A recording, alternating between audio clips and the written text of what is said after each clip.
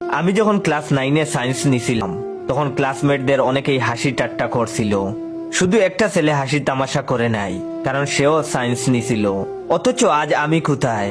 আর যারা সায়েন্স নিছিলাম বলে হাসি তামাশা করছিল তারাই বা আজ কোথায়? তারা বড়জোর হয়তো কোনো প্রাইভেট কোম্পানিতে ছোটখাটো চাকরি করে বউ বাচ্চা পালতেছে। এর চেয়ে বেশি কিছু হবে না। কিন্তু ওরা যেসব কোম্পানিতে চাকরি করতেছে ওই রকম কয়েকটা কোম্পানির হেড অফিসওয়ালা 8তলা একটা বাড়ির নিচে টং দোকানে বসে বসে মেচের কাঠি দিয়ে দাঁত খুঁচাইতেছি। যখন সায়েন্স নিছিলাম তখনও এই অবস্থা ছিল। আর ওই যেই ছেলেটা হাসি তামাশা করে নাই সেই ছেলেটাও এখন একজন সফল চা বিক্রেতা। ওর চায়ের খুব টেস্ট মাইরি।